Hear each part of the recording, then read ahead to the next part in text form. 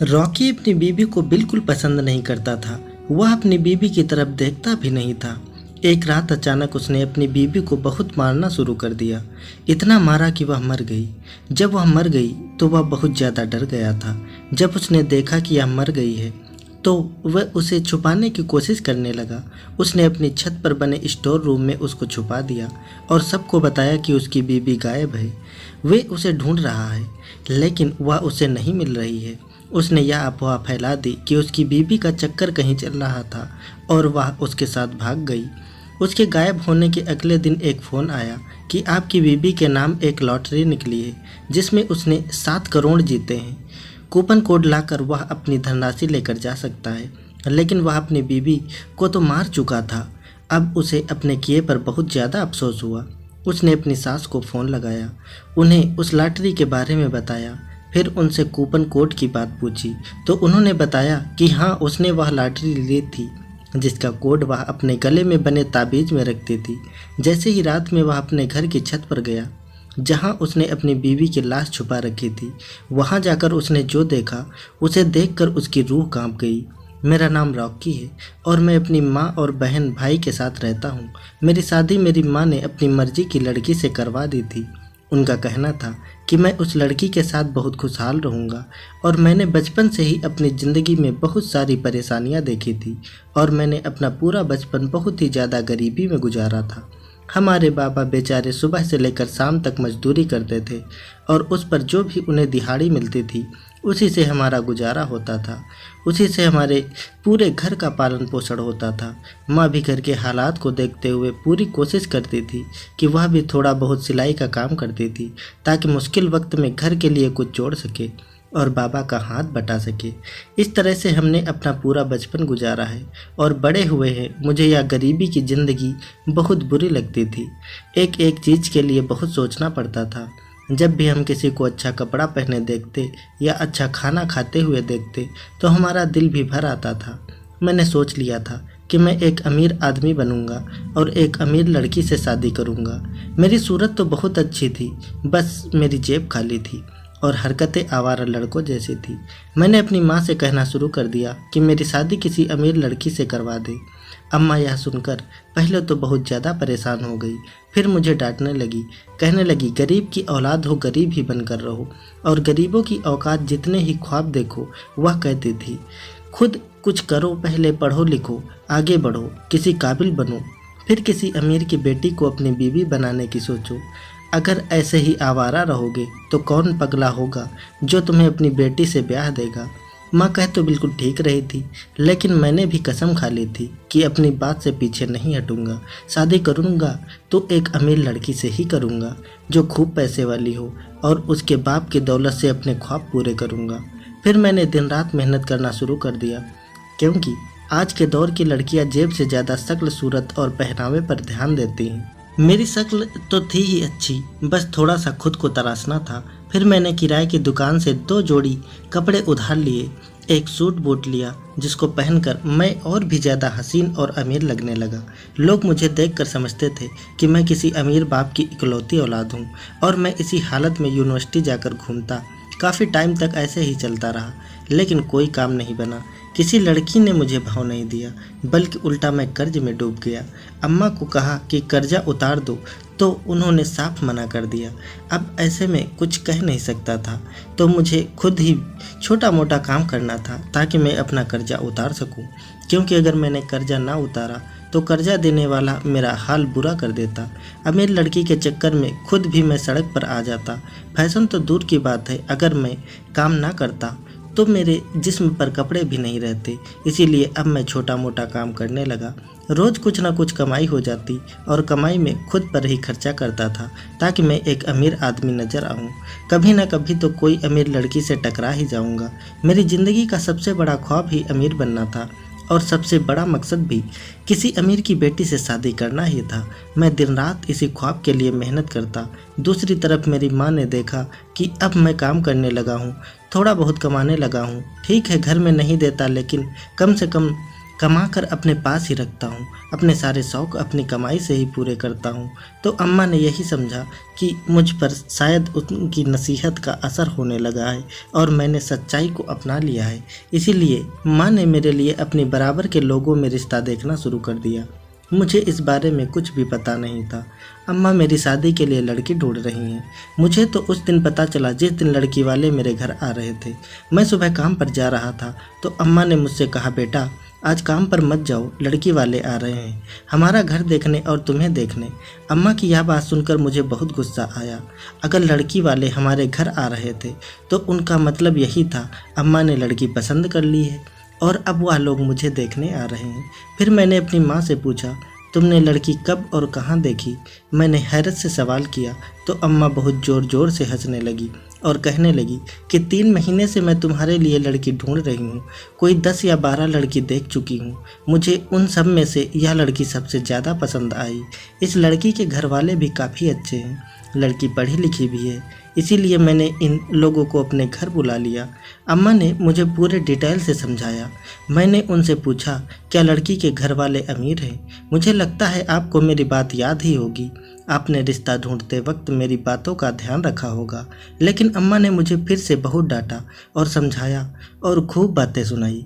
उससे पहले कि मैं अम्मा को जवाब देता या मैं उन्हें कुछ समझाता, उसी वक्त लड़की वाले घर आ गए। मैंने बुरा सा मुंह बनाकर अपनी माँ को गुस्सा दिखाया, पर उस गुस्से का कोई असर नहीं हुआ। उन लोगों को हमारा घर बहुत अच्छा लगा। वह लोग वापस जाते वक्त हाँ कहकर चले गए। उन्हें हमारा घर और मैं दोनों बहुत पसंद आए। मेरी माँ तो खुशी से नाच रही थी, लेकिन मुझे रिश्ता होने की खुशी सिर्फ तब तक होती जब लड़की किसी अमीर घर से होती और उससे मेरी शादी हो जाती। दरअसल मैं लालच में अंधा हो गया था। मुझे पैसे के आगे कुछ नज़र नहीं आ रहा था। मैं सिर्फ अपने ऐशो आराम का सोच रहा था। इंसानियत और लोगों के दिल मेरे सामने बिल्कुल बेकार हो चुके थे। मुझे किसी चीज़ से कोई फ़र्क नहीं पड़ता था। लेकिन मेरी माँ अभी लालच में अंधी नहीं हुई थी। इंसानियत और इंसान के किरदार को पैसों से ज़्यादा महत्व देती थी और लड़की के घर वाले बहुत नेक लोग हैं। इसलिए मेरे इनकार करने पर भी उन पर कोई असर ना हुआ और मेरी मंगनी करा दी गई। उसी दिन शादी की तारीख भी तय कर दी गई। मुझे इस शादी की जरा सी भी खुशी नहीं थी। मैं बस यह रिश्ता ख़त्म करना चाहता था, लेकिन मेरी 1000 कोशिशों के बाद भी रिश्ता ख़त्म ना हुआ। शादी की तारीख 6 महीने बाद की थी। मैंने उन 6 महीनों के वक्त में हर वक्त कोशिश की कि यह रिश्ता जैसे तैसे ख़त्म हो जाए। लड़की के घर वाले गरीब थे, इसीलिए मुझे बिल्कुल भी पसंद नहीं थे। फिलहाल शादी का दिन आ चुका था। मेरी माँ बहुत ज़्यादा खुश थी।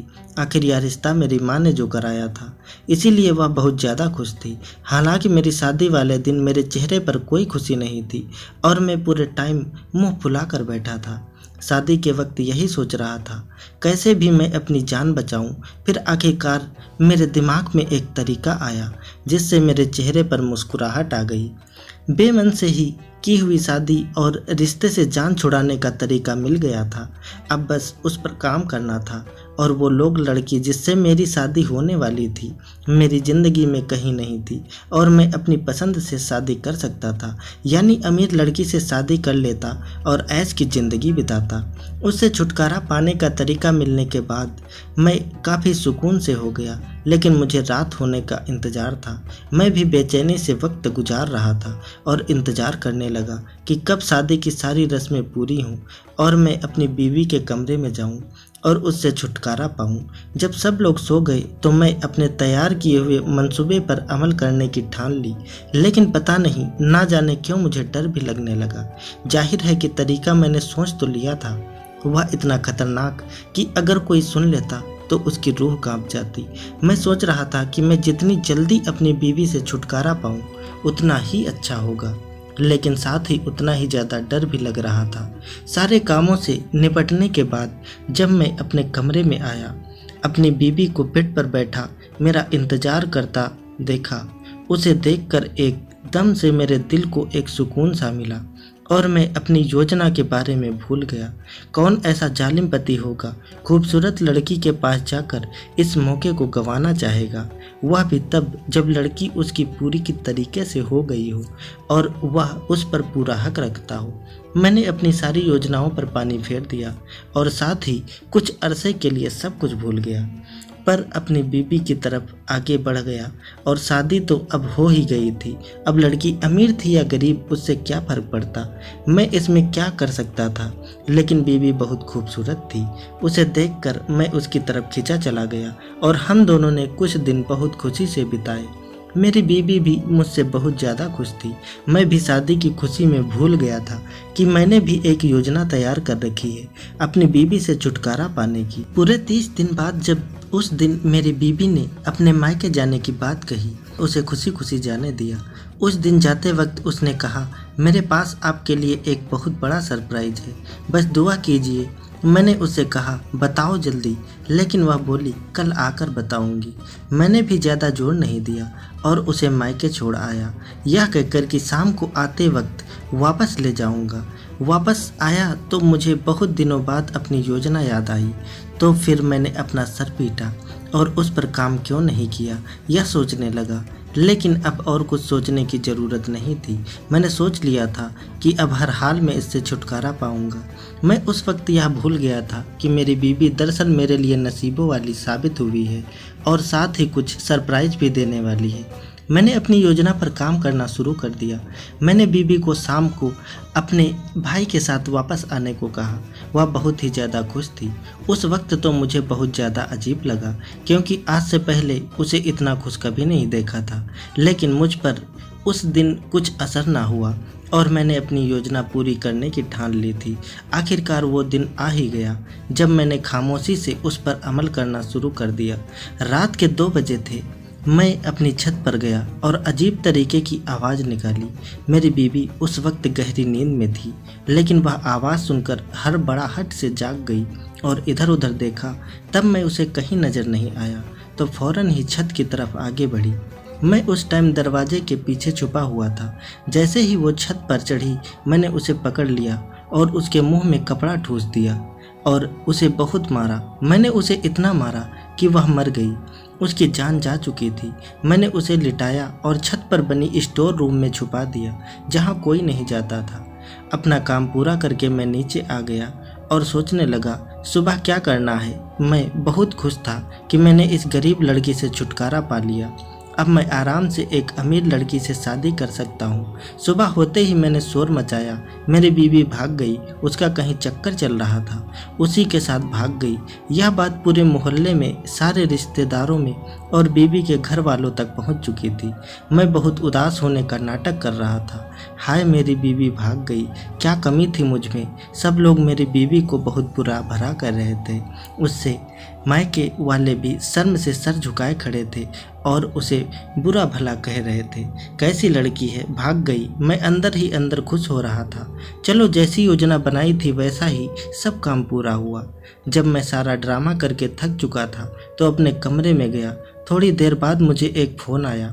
मेरा किसी से बात करने का मन नहीं था, लेकिन जब बार बार फ़ोन बज रहा था तो मैंने सोचा उठा लेता हूँ। जब मैंने फ़ोन उठाया तो उधर से एक आदमी बोल रहा था, जिसने मेरी बीबी का नाम लिया और कहा, आपकी बीबी ने 7 करोड़ की लॉटरी जीती है, कूपन कोड लाकर राशि ले जाएं।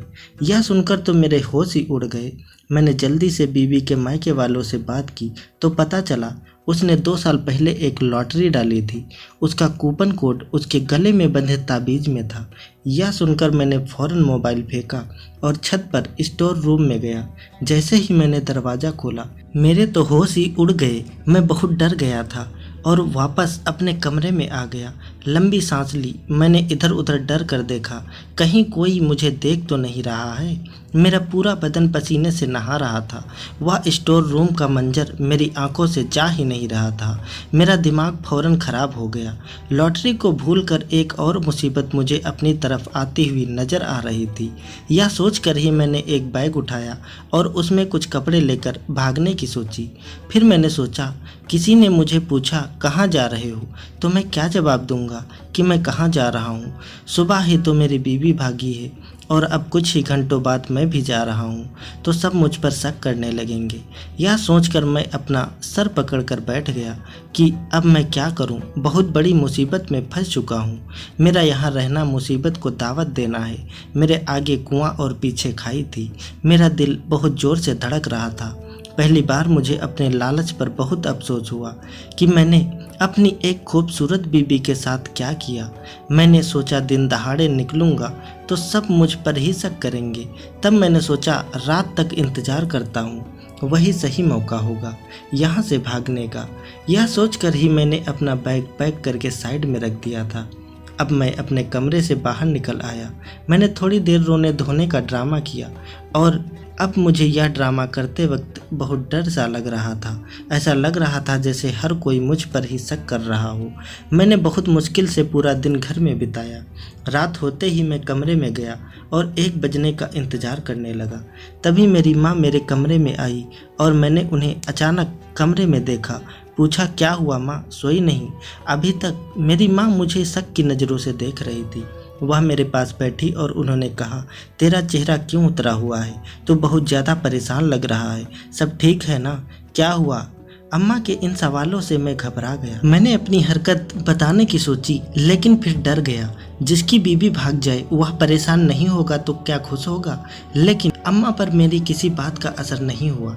तभी अम्मा ने पूछा, सच सच बता दे, क्या करा है तूने? तेरी बीवी कहाँ गई? क्या करा है तूने उसके साथ? अम्मा के इन सवालों से मुझे बहुत डर लगा और मेरी बोलती ही बंद हो गई।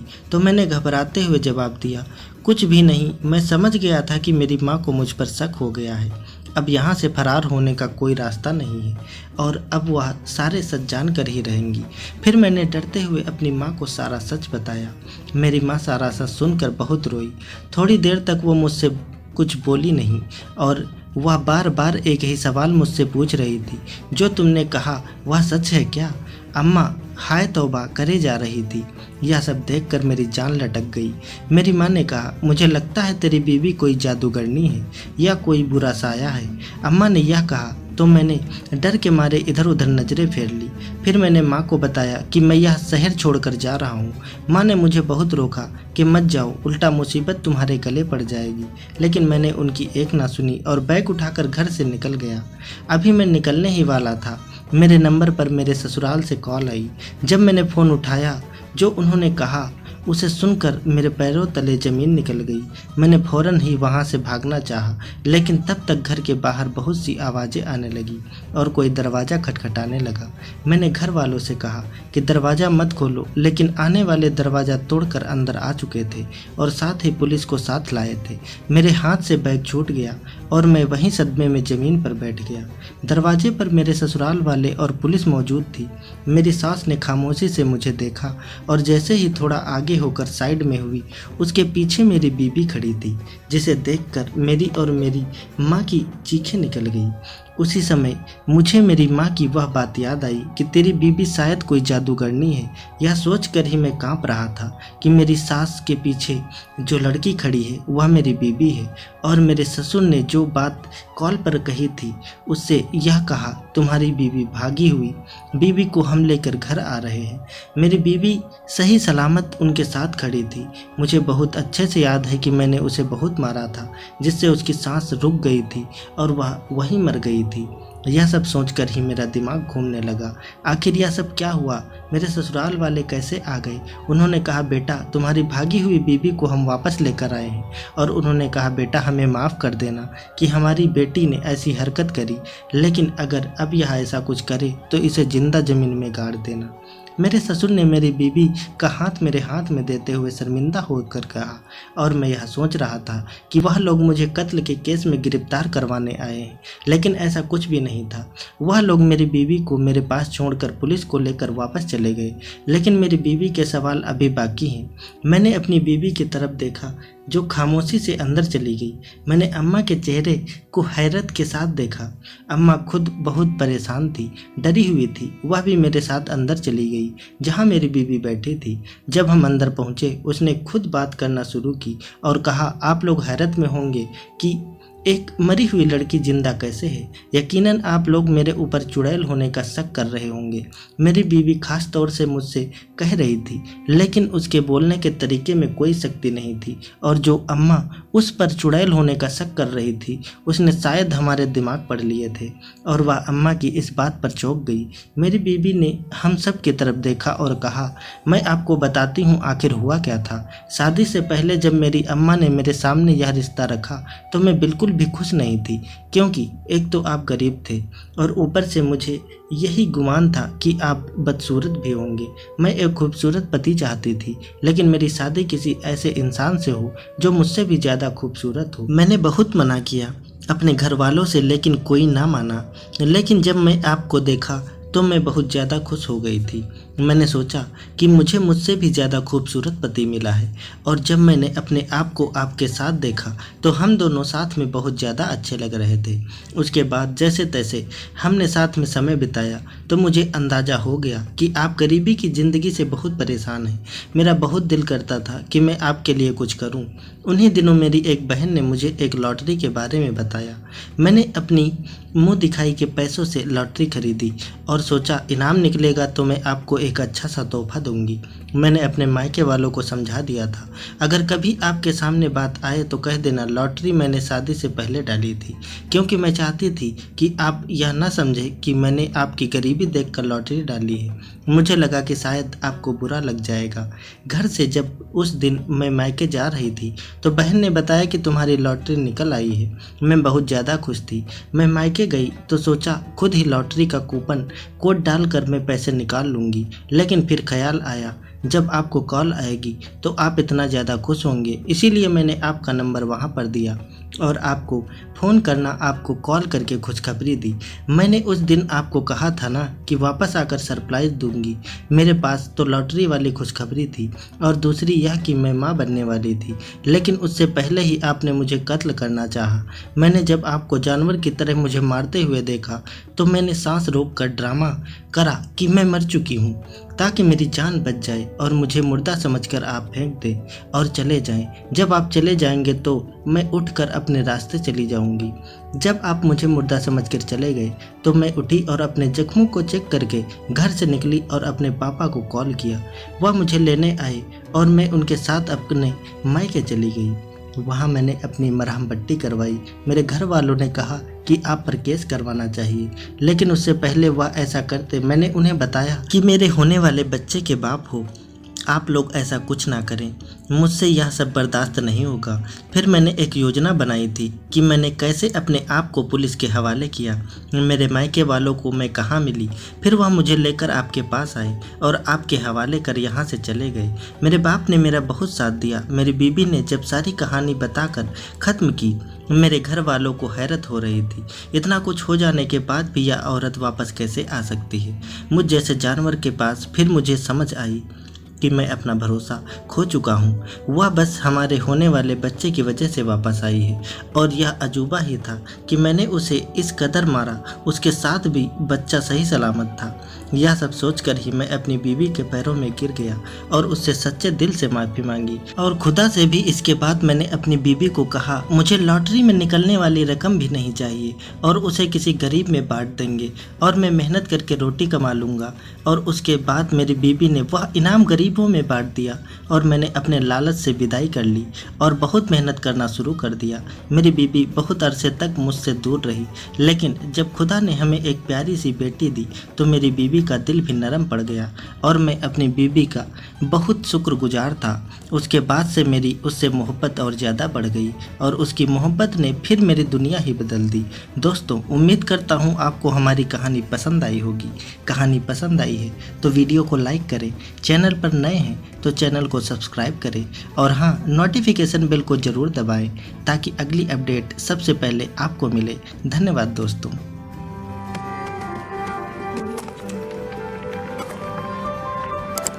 Subscribe now and press the bell icon.